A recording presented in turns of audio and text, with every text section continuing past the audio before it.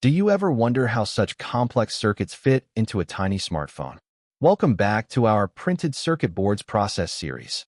In the last episode, we turned two double-sided boards into a 6-layer PCB using lamination. It may look like a 2-layer board, but it's actually a real 6-layer board after laminating. Now let's move on to the drilling process. Without drilling, those inner layers are useless because they're not connected, and drilling creates those vital connections between layers. There are 3 types of holes: vias, mounting holes, and tooling holes. Vias, also called plated-through holes, connect signals between layers. They go all the way through the board to carry signals across layers. Mounting holes are for placing components like screws or plug-ins. These will be left for later through-hole mounting components.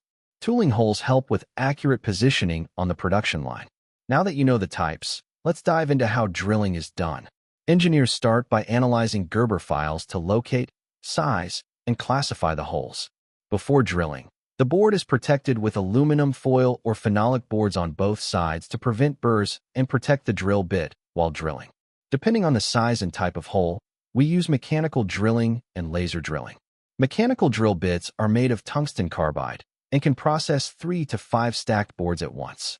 As the bit spins at high speed, a vacuum system clears debris to prevent clogging. Best for holes over 0.1 millimeters. Tolerance less than 0.05 mm. Surface roughness, RA under 30 micrometers. Drilling speed, 150 to 200 holes per minute. For holes smaller than 100 micrometers, thinner than a hair, we switch to laser drilling. There are 2 types of laser beams. CO2 lasers quickly convert light energy into heat using high temperatures to vaporize or melt the material. They're highly effective on non-metallic materials, but they usually can't process copper foil directly.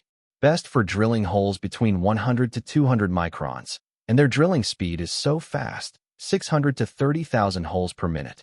UV lasers use short wavelength photon energy to photochemically break molecular bonds in the material, which means almost no heat buildup.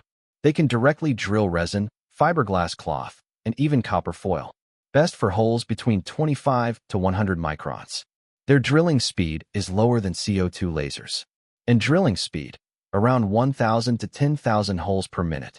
In laser drilling, the hole diameter tolerance must be under 100 microns. Next, let's start drilling. Anyone who drills a lot knows that drill bits break pretty easily. So here's the question: how do we drill without breaking them? Here, we follow the rule: high speed, low feed, and use even higher speeds for smaller holes. For tiny drill bits, speeds can reach up to 150,000 RPM with a slow feed rate of around 1 meter per minute. If the material's too hard or the stack's too thick, we drill in steps. Start with a pilot hole, then enlarge it, kind of like digging a well. Start shallow, go deeper to help reduce pressure on the drill bit. Final step, deburring. Freshly drilled holes may have burrs or leftover resin, so we use a brushing machine to clean up the hole edges, and then use solvents to remove any metal debris. Next, a hole inspection machine with CCD sensors checks the hole quality, and that gives us a multi-layer board full of clean and precise holes. And that wraps up the drilling process. Think we're done? Not quite. Remember the phone circuit we talked about earlier? A phone circuit is way too complex to just use basic plated through-hole vias, because there are tons of signals that need to be routed inside inner layers. Here, we bring in some deeper tech know-how: HDI, high-density interconnect. HDI boards are used in phones, cars, medical gear, and more. They're made using blind and buried vias. What is a blind via? It connects from the outer layer down to an inner layer, like a halfway highway, and links only the surface layer and some inner layers. Then there are buried vias. These holes are hidden. You can't see them from the surface, and they connect only the inner layers. To make buried vias, holes are drilled into inner cores first, then everything is laminated together afterwards. HDI boards are ranked by how many times they go through laser drilling. Let's take a 6-layer board as an example. A rank 0 board is just like a regular board. All vias are plated through holes, going from top to bottom. Rank 1 vias involve 1 laser drilling step plus 1 lamination. The inner core layer is mechanically drilled before lamination, where mechanical holes are drilled in the core before laminating. The sequence goes like this: mechanical drill, lamination, laser drill.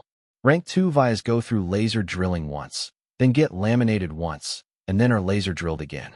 The sequence is mechanical drill, lamination, laser drill, lamination, laser drill. Rank 2 vias split into staggered vias and stacked vias during drilling. Staggered vias are easy, where they connect layers but are offset to different positions. Stacked vias look like blind vias, but why not drill them all at once? It's because once the board gets thicker than 0.127 millimeters, laser drilling through in one go isn't possible. So stacked vias are made layer by layer. Making blind and buried vias is more complex than plated through holes, so the cost ends up being higher too. In the next episode, we'll dive into the copper plating process that makes drilled holes conductive. We'll keep bringing you deep insights into PCB manufacturing. If you're enjoying this, please like and subscribe. See you next time.